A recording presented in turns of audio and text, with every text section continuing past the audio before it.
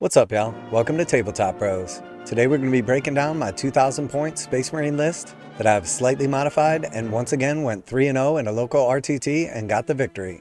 So we had a small local RTT recently and I used a modified version of my Deathwatch list. Technically it's just generic Space Marines as I'm not using anything Deathwatch specific, but it's a adaptation of my Mechanized Space Marine list with some slight changes that overall I liked a lot. So I did end up cutting a couple of tanks out of my list, but I really like the changes. It's a little bit more focused on tactics and scoring, which I think is ideal specifically in the Pariah Nexus meta. I also changed my detachment, decided I would try out the Vanguard Spearhead instead of Ironstorm. Titled this one the Death Spear Shadow Watch, 2,000 points Deathwatch Space Marines. But again, it's really just generic Space Marines since the changes to the Imperial agents. So let's go ahead and do a little rundown of the actual list. I'll talk a little bit about the tactics, my games, and its overall performance.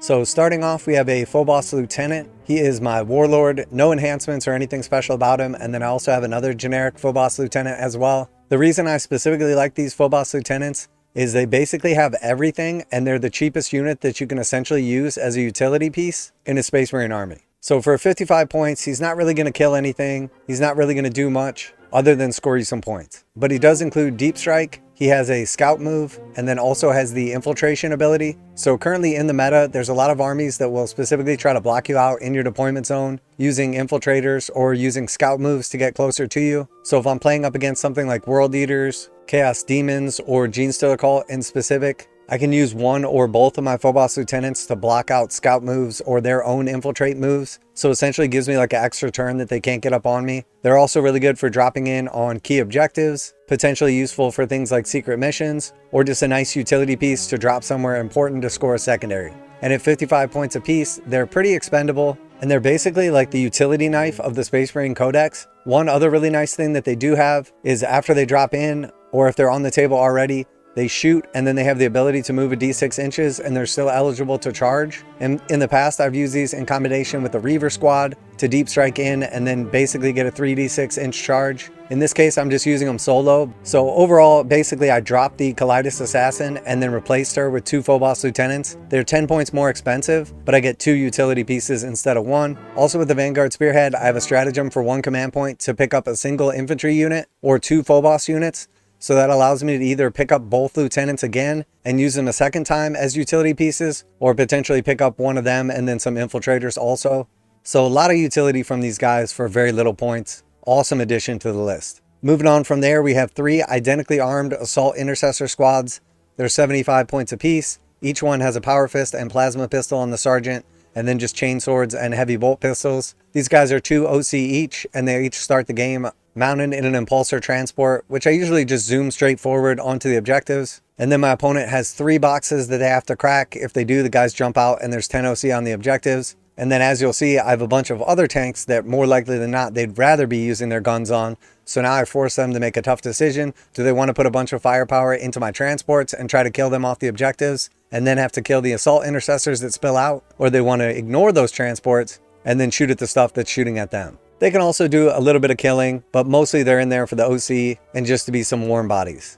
So next we have the 3 impulsor transports. They are 80 points apiece. Each one is armed with the Fragstorm grenade launchers, 2 of those, the Iron Hail heavy stubber, and then also the Bellicatus missile array. I've tried out some of the other options for them, giving them the 5-up invulnerable save with the shield dome, or potentially getting back command points with the comms array. But overall, I found that the diversity of the missile launcher, giving me either 1 shot with a d6 damage minus 2 AP, a d3 shots at strength 8 minus 1 with 2 damage, or a d6 blast at strength 4 no AP, gives me a little bit of versatility to essentially turn these things into some decent little gunboats. If I'm shooting into like a big 20-man squad of like horde infantry, I'm essentially getting 3d6 blast, which is going to give me 12 because it's 3 separate blast weapons, and then another 3d6 on top of that. So it averages out to about 22 shots.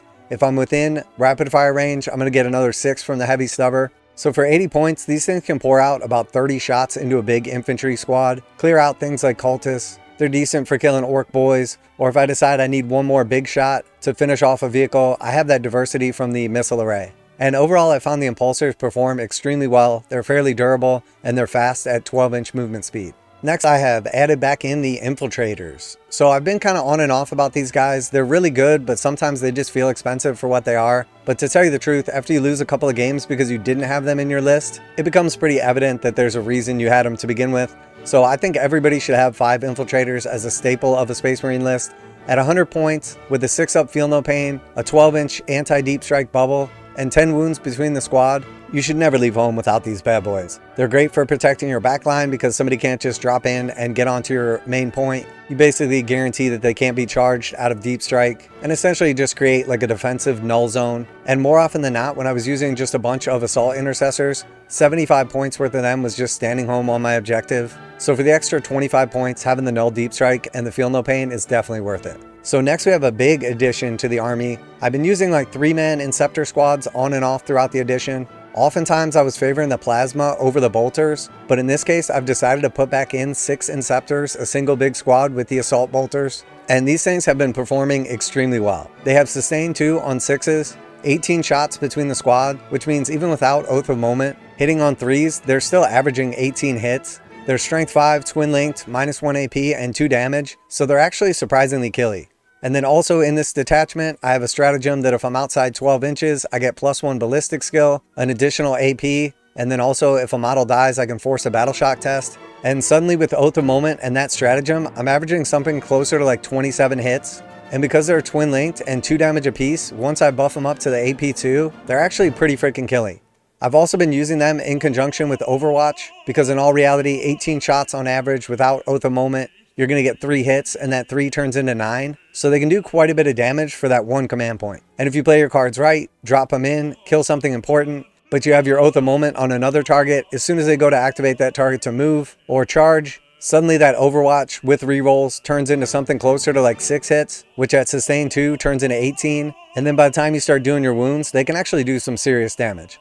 So 260 points is quite an investment, but the ability to drop outside of 3 inches instead of 9 means that they can kill stuff that's being screened out otherwise. You can get where you need to be to score secondaries, and they can clear the way for something like Lieutenant to get on a key objective. So once again, the 260 points seems like a lot, but there was quite a few games where I really wish I had something like this in my list, and since adding them back in, they performed extremely well. So I highly recommend considering at least a 3-man squad of Inceptors, if not a 6-man with the assault bolters. Give them a try, and I feel like you will be surprised at how well they do, but also impressed. And then moving on from there, we've got 2 Predator Destructors. Each one has a Predator autocannon, 2 las cannons, a storm bolter, and a hunter killer missile. If you get within 24 inches, the Predator autocannon goes from 4 shots to 6. Everything on the tank gets an extra AP against the infantry, which means suddenly those Predator autocannons are dishing out 6 shots at strength 9, AP 2, damage 3 against infantry, and can kill quite a lot of stuff. They also do pretty good into things like Terminators. The 2 las cannons are extremely nice as well, and the hunter killer missile often gets shot off on the first turn into something crucial.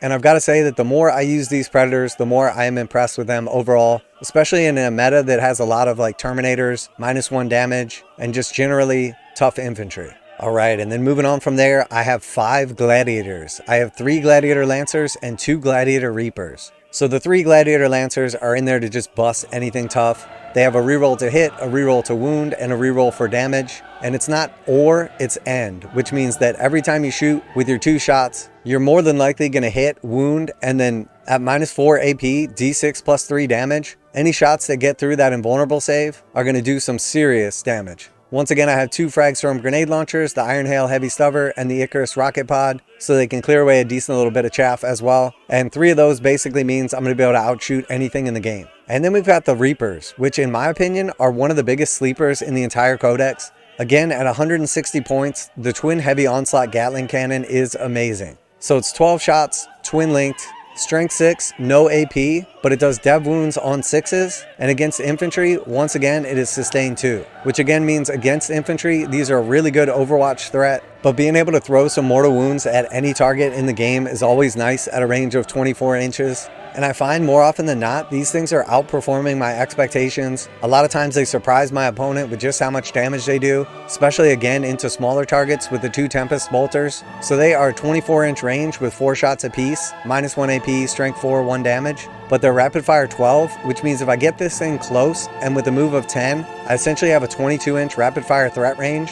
And suddenly that 8 shots turns into 16, Put that together with the twin onslaught Gatling cannon and we're at 28 shots. The Iron Hail Heavy Stubber is going to be rapid firing for 6 more shots. So that's 34 plus the Icarus rocket pod, which averages 2. So these things are dishing out a decent amount of mortal wounds, 36 total shots. And again, are just absolutely phenomenal for either doing a little bit of chip damage on something durable with the mortals or completely mowing down chaff. So I really like this list. It's not perfect, but it's done extremely well. Everything in the list has a specific purpose. It's great for board control. I'm super aggressive with it. And then switching over to the Vanguard Spearhead means that I'm -1 to hit outside of 12 inches in shooting, and I also have cover, so I don't have to worry about where I put my vehicles at to gain a cover bonus. I can always put them in the best tactical place. The -1 to hit is surprisingly good against other shooting armies and can completely cripple some other shooting armies if they're hitting on 4s or 5s already. The stratagems aren't particularly amazing for this detachment because the Vanguard Spearhead is designed for infantry. I'm also not using any of the enhancements, which arguably are pretty good. I've been feeling over the last couple of games that the Ironstorm rerolls and the actual strats themselves were a little bit underwhelming.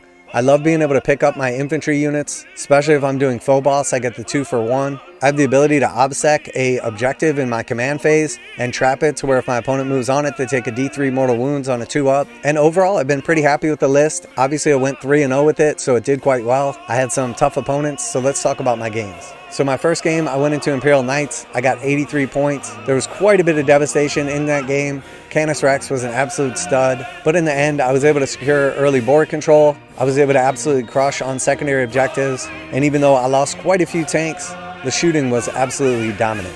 My second game was into Orcs, where I scored a perfect 100. He had a Stampa and a Gorkanaut. Again, the -1 to hit was extremely useful. As always, the second turn he popped his Wa, and it was definitely looking like the Orcs were overwhelming a bit, but I was able to overwhelm him with shooting and overall flexibility of the army and secure the victory. My final game was into Slaanesh Demons, and it was definitely a hard-fought victory. Once again, I was able to get early board control, kill quite a bit of stuff. It was a very low-scoring primary game, but I ended up with a 68-point victory and going undefeated for the RTT. I didn't actually do it, but realized after the game that I could have also done a secret mission because the primary scoring was so low. Dropped my lieutenant onto his home objective after I had killed everything off of it with the Inceptors and scored another 20 points, which would have given me an 88, and the game wouldn't have been nearly as close. But again, you live, you learn. It was an extremely fun game against an extremely tough opponent. But overall, I was very happy with the results. I never go into a tournament expecting to win, but this is the first time in a long time that after I played 3 games against awesome and skilled opponents that I didn't make any changes to my list. So I got another RTT coming up shortly. I'm going to be playing the exact same list in that one,